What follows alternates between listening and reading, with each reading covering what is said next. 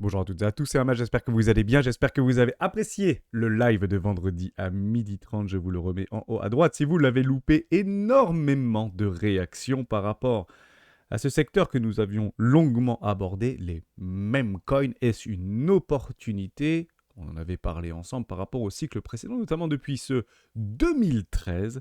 Et qu'est-ce qui s'était passé lors du cycle de 2021? Est-ce que ce sont les meme coins qui avaient lancé la danse? On va en parler dans cette vidéo, et si vous voulez aller plus loin sur tout ce qui est gamification, notamment du côté des lootbox avec Agora, nous avons réussi un amas avec Pierre Deviry. Je vous le remets également dans la description, c'est la vidéo de samedi. On va parler de beaucoup de choses dans cette vidéo, accrochez-vous bien, et j'essaierai de vous expliquer ce que les gens, la plupart des gens, font systématiquement lorsqu'ils voient des bougies vertes d'antan. On en parle maintenant.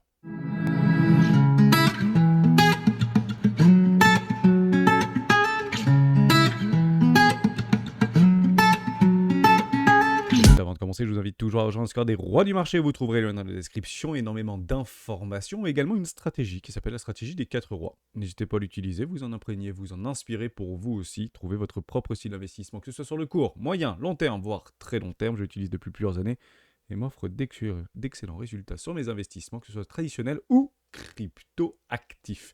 Toujours en offre du côté de Swissborg, nos partenaires PSAN 100% agréés et régulés partout en Europe, avec le double up au niveau des tickets récompenses. Si vous passez par un lien d'affiliation, vous pouvez utiliser le mien qui se trouve juste ici, ou je vous le remets dans la description. Initialement, vous aviez un ticket bonus entre 2 et 100 euros. Il passe entre 4 et 200 euros si vous passez premium. C'est peut-être l'occasion, pourquoi pas, de se diversifier et d'utiliser une des applications les plus smart de la crypto-monnaie. Bon, on arrive sur nos objectifs de target. Normal que ça bloque un petit peu aux alentours des 93 000, 94 000 $. Il y avait Gio qui nous avait proposé aussi une target N juste en dessous des 100 000. Je pense que c'est plutôt pas mal. Beaucoup attendent, et je vous le rappelle, près de 56% de la communauté ne vendront pas avant les 100 000 $.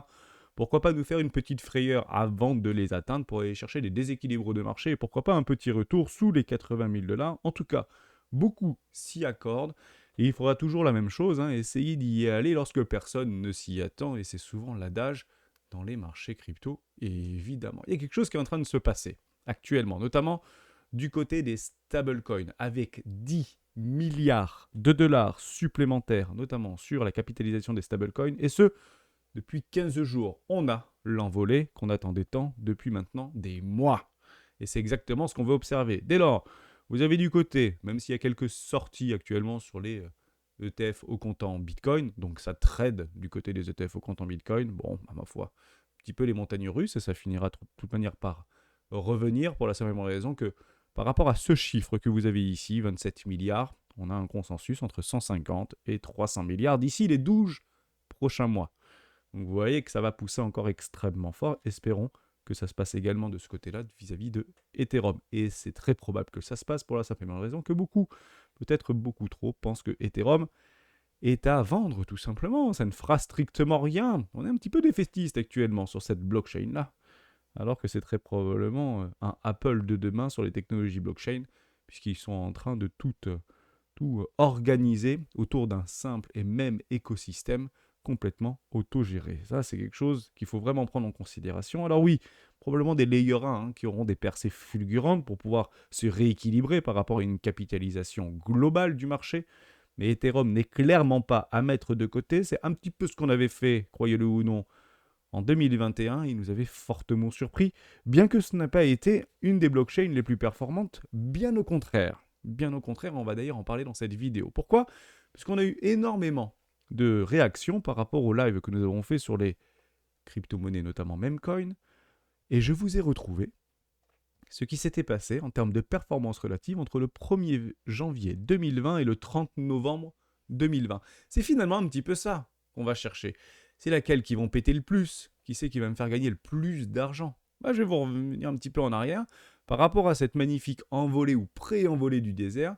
Je parle bien ici de novembre 2020, avant l'explosion haussière, mais il y en avait un même coin, qui avait surpassé tout le monde et qui a connu une augmentation fulgurante, c'est Shiba Inu. Et effectivement, si vous reprenez exactement entre début d'année 2020 et le 30 novembre 2020, ce machin-là a littéralement explosé. Ça a été en fait le même coin qui avait lancé toute la machine et qui avait été le premier. Alors oui, on aurait pu s'en souvenir avant que tout pète, même si on a tendance à mettre des œillères par rapport à quelque chose qu'on ne partage pas forcément de par sa nature même hein, de non-utilisation, même si beaucoup me disent dans les commentaires, et vous avez peut-être raison, Pepe, Shiba, ils sont là pour rester, WIF, ils sont là pour rester, Dogecoin est là pour rester. Alors, je vais répondre tout de suite à cette question. Il n'y a pas un token ou un coin parmi un autre qui est censé rester. En fait, ils sont tous menés ou voués à finir à zéro. Par contre, il y en a certains qui vont très probablement résister, perdurer. Vous savez, ce sont lesquels? C'est pas compliqué. Ceux qui seront utilisés. Donc je vous mets au défi. Ceux qui envoient des commentaires, et vous avez raison de le faire, de me counter, m'expliquer que j'ai tort, tout simplement. Posez-vous cette question. Est-ce que vous utilisez vos mêmes coins, si vous en avez? Est-ce que toutes les crypto-monnaies que vous avez actuellement dans le portefeuille, vous interagissez avec la blockchain ou les différentes composantes de la blockchain dans sa grande globalité? Ou est-ce que vous les avez au fond d'un portefeuille en croisant les doigts et en espérant que celui-ci vous donne des coefficients multiplicateurs extravagants? Partez du principe que vous n'êtes pas le seul dans ce cas-là. Mais pensez bien que à la fin, on fera les comptes et ce sont les projets, les organisations, les tokens qui ont la plus grande obligation d'utilisation, contrainte vis-à-vis de l'écosystème, qui performeront. Ceux qui seront tout simplement utilisés. Eh bien, Shiba avait bel et bien fait une explosion littérale avec un multiple d'ailleurs par rapport à sa création et sa genèse de 2,4 millions de pourcents d'augmentation, suivi de Dogecoin avait près de 10 000 % d'augmentation, et une crypto aussi que on en parle un petit peu moins aujourd'hui, c'est Terra Luna, qui avait fait un peu près de 7000 % par rapport à la même période, ce qui était complètement délirant. Terra Luna, notamment par rapport à son idée de résolution vis-à-vis d'un stablecoin algorithmique beaucoup plus rapide, beaucoup plus scalable, beaucoup plus, entre guillemets, sécurisé, beaucoup plus tout ce que vous voulez, finalement, qui s'est littéralement écroulé. Ça, vous l'avez. Maintenant que vous avez ça, qu'est-ce qu'a été les crypto-monnaies les plus performantes sur tout le cycle de 2020-2021, hein, jusqu'au top générationnel, si vous voulez, de avril 2021? Évidemment, vous retrouvez Shiba Inu. Vous retrouvez également Axie Infinity. Vous retrouvez Sandbox. On n'en parle plus du tout de Sandbox, mais plus c'est un projet francophone. C'est vraiment dommage de l'observer, mais il est en train de s'étaler complètement au sol. Ça a été un des projets les plus performants de tout le cycle 2020-2021. Vous avez également Solana, bien alimenté notamment par FTX. Et vous aviez, on l'a dit précédemment, hein, qui a bien suivi tout au long de la DeFi et ses différents stablecoins algorithmiques, Terra Luna. Donc on ne va pas regarder les projets en particulier, on va regarder les narratifs. Et quel est le narratif qui a le plus performé pendant le cycle 2020-2021 qui avait commencé au début? 1. La DeFi, notamment avec AAV qui a eu un magnifique coefficient multiplicateur. 2. Tout ce qui tourne autour du métaverse. Voilà, tout ce qui tourne autour du métaverse. Et bien, maintenant qu'on a ces idées-là, maintenant qu'on a ce statut-là, qu'est-ce qu'on peut regarder par rapport à ce nouveau cycle? Quels seraient donc les narratifs les plus performants qui ont déjà commencé? C'est à vous de me le dire. Est-ce que ce serait les Real World Assets, RWA? Pourquoi pas le DePIN, l'IA ou encore le gaming? Gros disclaimer par rapport au gaming, par rapport à est-ce que oui ou non, c'est ça la question qu'il faudrait se poser. Est-ce que les joueurs aujourd'hui mainstream sont prêts à bifurquer vers les crypto-monnaies, vers la blockchain gamifiée? En réalité, on ne pense pas, ou en tout cas on le pense de moins en moins, en tout cas pour ce cycle-là, pour la simple et bonne raison que un des jeux phares de la rentrée, qui est GTA 6, aurait dû, pour essayer de nous envoyer sur un nouveau paradigme par rapport à ces technologies-là, introduire une dynamique d'NFT ou introduire une dynamique de blockchain à l'intérieur de son jeu Rockstar. Et c'est clairement pas ce qui a été fait. Dès lors, est-ce qu'on peut penser que c'est un risque à prendre? C'est un risque qui sera bien évidemment pris, pourquoi pas sur des futures mises à jour, parce que tout est encore possible bien évidemment. Mais actuellement, on peut partir du principe que le monde entier n'est pas prêt à avoir un monde blockchain gamifié, en tout cas sur ce cycle-là. Dès lors, on va essayer de faire une shortlist. Il est vrai que l'IA est en bonne... Ils en sont en train de cabrer très littéralement, et je renforce mon idée que il n'est pas trop tard de s'investir sur différents projets, notamment IA, puisque on rentrerait bel et bien dans une bulle. RWA avec BlackRock, hein, notamment les institutionnels, qui sont assez friands de ce type de rupture technologique, et c'est déjà pas mal. puisqu'on va prendre ici vis-à-vis du métaverse, avec l'explosion littérale de proxy au sein de ce monde des métaverses, vis-à-vis des NFT notamment. Et il faut essayer de trouver ce type de choses. On va aller un tout petit peu plus loin, puisqu'il se passe quelque chose, notamment graphique, je ne voulais pas le louper, c'est vis-à-vis de mes stablecoins. On est en train de le casser. Et je vais vous expliquer ce que beaucoup vont faire, et malheureusement probablement se brûler les ailes par rapport à une situation de marché. C'est vraiment dommage de le faire, mais je vais vous expliquer en fait la meilleure approche possible pour éviter d'être soumis à ces émotions et réagir dans la précipitation. On vient de breaker. C'est plutôt propre de l'observer par rapport à cette trendline, avec une acceptation en dessous de cette grosse trendline pour aller chercher quoi? Un objectif plus bas. Alors oui, on est actuellement sur un objectif, on le voit bien ici, on l'avait tracé, AB égale CD, vous l'avez exactement la même chose du côté de l'ensemble du total market. Ici, opportunité, on est en train de bloquer, on est en train de respirer, un petit peu latéraliser. C'est très très bien d'avoir une forme de latéralisation avec une autre opportunité aux alentours des 1,5 trillions de dollars. Et là, on est à 3 trillions de dollars. C'est un prix rond par rapport à l'ensemble du total market. Et vous allez le voir sur différents médias notamment. Bon, maintenant qu'on a ça, ok, on investit dans quoi? Et on investit pourquoi? Je vais vous donner une préconisation que je me force à faire. Et vous allez voir qu'on va être un petit peu contre-intuitif par rapport à ce qu'on a l'habitude d'entendre. On se dit souvent, n'investissez pas en fonction de vos émotions, n'investissez pas dans la précipitation et ne soyez pas soumis à votre propre émotion ou psychologie. En réalité, si on ne doit pas y être soumis, il faut quand même l'écouter. Et d'ailleurs, ça me fait penser, on voulait en parler, de CSPR par exemple, où il y a quelques notes, notamment sur Twitter, qui nous expliquent qu'en l'espace de 3 semaines, ils ont fait plus qu'en l'espace de 1 mois, ou de 1 an, pardon, et le token a pris près de 150% ce week-end. Formidable de l'observer. On est encore dans la déchéance et dans l'humiliation, mais techniquement, il y a quelque chose qui est en train de se passer. Vous comprenez bien, des projets qui bougent, des projets qui brillent, des projets qui tentent de se relever, des projets qui travaillent, ont en fait une, un intérêt particulier à tenter de les sauver. Mais actuellement, aucune confirmation ne nous a été bien sûr donnée. On aura donc ici tendance à arbitrer tout et n'importe quoi pour aller chercher des bouts de performance qui n'ont ni queue ni tête. En somme, je vous explique. Actuellement, peut-être que beaucoup sur son Bitcoin. Et il y a bien une rotation sectorielle qui va finir par arriver. Donc on va vendre du Bitcoin pour acheter du Shiba. Et on va vendre du Shiba pour acheter du CSPR. Et on va vendre du CSPR pour acheter de l'Ultra. Et on va vendre de l'Ultra pour acheter un truc à côté. Et on va essayer de faire du stock picking d'arbitrage tous azimuts. Et qui, à la fin, ne nous permettra même pas, et je dis bien ne nous permettra même pas, puisque uniquement émotionnel par rapport à des augmentations de performance relative qui se passent à la minute ici. C'est quand même complètement dingue. D'ailleurs, je vous rappelle un concept extrêmement simple. 80% de la performance se passe 3% du temps. Je répète, 80% de la performance d'un token, d'une action, d'un asset se passe 3% du temps. Donc si vous le remettez par rapport à 100 jours, partez du principe que 80% de la performance sur 100 jours est directement répartie dans 3 jours. Vous comprenez bien que pour aller choper, c'est finalement 3 jours systématiques par rapport à différentes cryptos ou différents assets. C'est mission impossible. Dès lors, une préconisation que je vais vous faire, si vous choisissez quel que soit l'asset que vous êtes en train de sélectionner, partez du principe qu'il faudra au moins le garder pendant 1 an. Et on suit la cyclicité. 1 an. On s'en fiche de ce que vous pensez d'un asset ou d'une action en particulier. Mais partez du principe que si vous devez appuyer sur le bouton achat, êtes-vous capable de le garder pendant 1 an, même s'il perd 70% la semaine prochaine. Elle est là la vérité. Faites bien vos recherches dans ce sens-là. D'ailleurs, les moins performants, pour vous dire si ce n'est jamais différent vis-à-vis de la cyclicité des marchés. Un des moins performants, c'est Bitcoin. On l'a sous les yeux ici, sur le cycle de 2020-2021, avec 550% d'augmentation au 1er janvier 2020.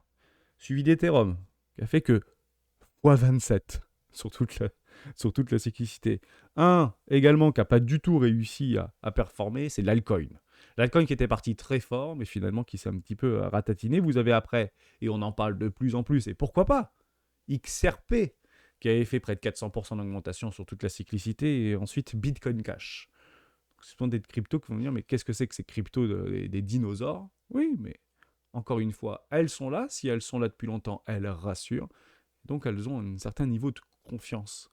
Alors est-ce qu'elles vont surperformer? En tout cas, aujourd'hui, rien ne l'indique. Il n'y a pas de rupture ou de révolution technologique au travers ces différents projets. Ça reste très spéculatif et donc très psychologique.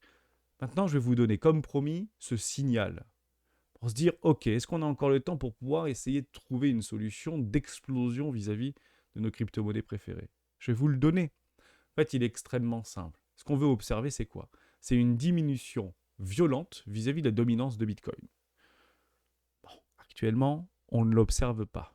Donc il va falloir voir une surperformance par rapport à différents altcoins qu'on est en train de voir bouillir actuellement, bien que au niveau des order flow, ça commence à faire un peu flipper vis-à-vis des foundings. On finira par s'en prendre une derrière les dents, hein. Soyez complètement rassurés par rapport à ça.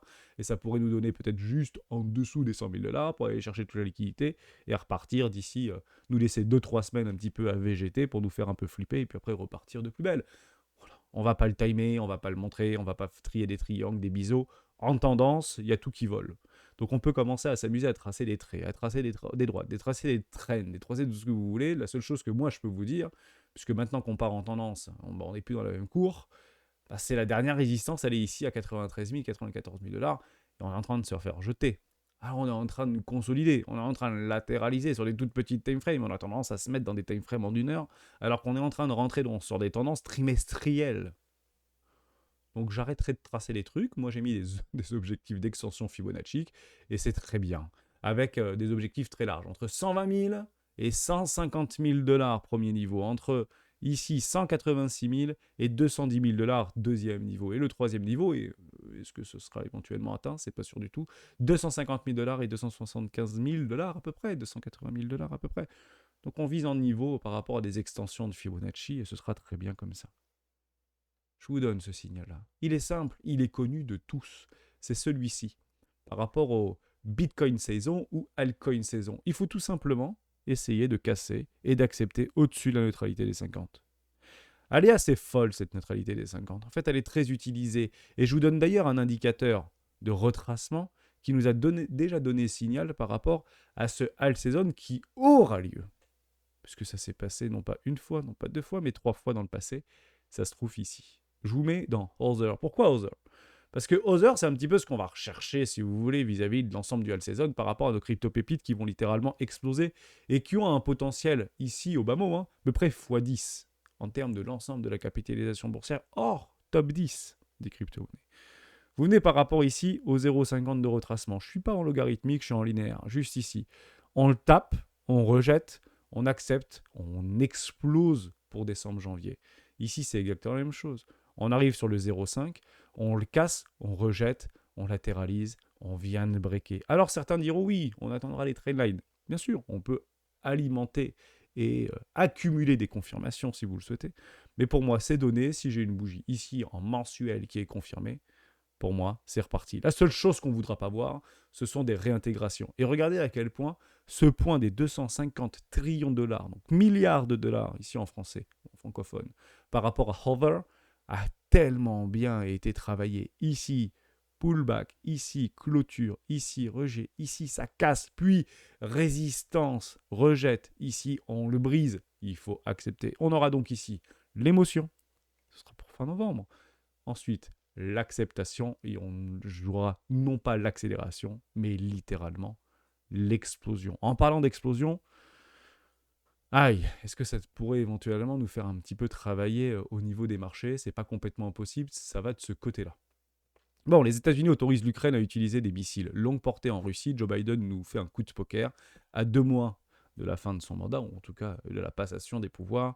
Évidemment qu'ils sont entretenus, on l'a vu avec Donald Trump, et Donald Trump suit en fait cette dynamique-là. Maintenant, ça nous plonge littéralement au bord de la Troisième Guerre mondiale, puisque la Russie l'a dit dès le premier jour, si on envoyait des missiles directement sur le sol russe, ce sera donc une attaque envers la souveraineté russe, et il aura donc, dans la doctrine nucléaire, le droit de se défendre. Et ça, on l'a toujours dit au sein de la communauté, et si vous ne le savez pas, c'est assez facile en fait d'aller trouver cette réplique-là.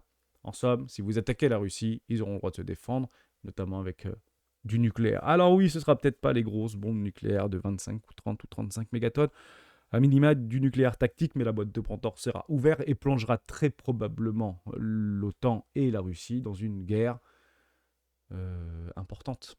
Et ça, c'est pas forcément bon pour les marchés, en tout cas à court terme. Et c'est bien évidemment la dernière chose que nous voulons. Voilà, donc je ne prends pas parti, je ne fais pas de géopolitique, ça fait des années que sur différents médias, on passe à droite, à gauche, avec les généraux, les pas généraux, les anciens généraux, les anciens... Ok, d'accord. En tout cas, cette boîte de Pandore touche du bois, mais il ne faudrait pas l'ouvrir, tout simplement. Voilà, ça, c'est un petit peu mon espoir à moi. Ça ne sert, je pense, à rien, en fait, d'utiliser ce type d'armement, qui est un armement du démon, tout simplement. Donc, on le verra. Est-ce que oui ou non, il agira ou il n'agira pas? En tout cas, on va rester dans une forme d'incertitude jusqu'à temps que le bouton rouge soit ou pas déclenché. Ça aussi, c'était intéressant. Je l'avais loupé, mais je voulais pas vous l'oublier. Comme ça, on finira là-dessus. Rappelez-vous la petite histoire de Shiba Inu, qui a été directement mintée via un consensus de proof au stake vis-à-vis de la blockchain Ethereum. Que le fondateur, le porteur du projet de Shiba, a envoyé 50% dès son émission à Vitalik Buterin. 50%. C'était pas hier, c'était au début du projet, il y a bien longtemps.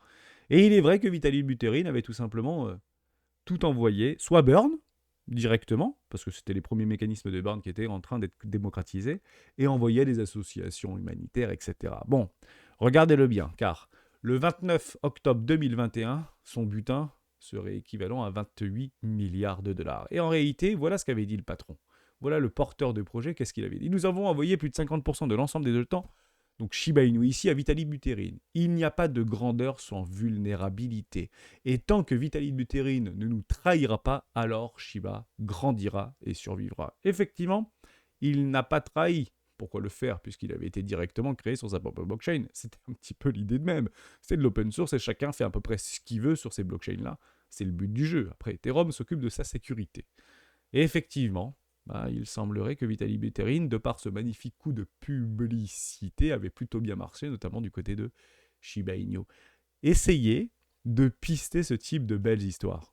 Essayez de regarder si oui ou non vous n'avez pas des trucs qui sont aussi... il faut que ça fasse un effet waouh. Et envoyer la moitié du supply à Vitalik Buterin, c'était un effet waouh. Il ne faut pas dire juste on envoie quelques tokens, comme beaucoup de meme coins a été envoyé notamment sur les adresses de Donald Trump il y a à peu près un an en arrière.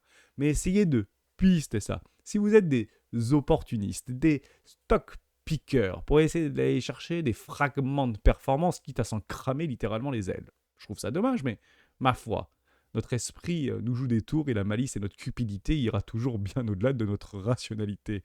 Donc dès lors, essayez de trouver ce type de belles histoires et essayez d'être les premiers, quitte à acheter un peu plus cher, parce que généralement ça fonctionne bien. Si vous le savez, partez du principe que vous n'êtes ni le premier ni le dernier, et l'objectif c'est qu'il y en a bien plus derrière qui croient à la jolie histoire ou à ce petit conte de fées. Je finirai donc par cette phrase. On attend ce Alt Season. À quel moment il va arriver ce Alt Season? Comme à chaque fois, comme ce qu'on parle vis-à-vis de Ethereum qui est actuellement un petit peu sous les radars si vous voulez, le Alt Season commencera et il commencera toujours lorsque personne ou la minorité s'y attendra. Ciao.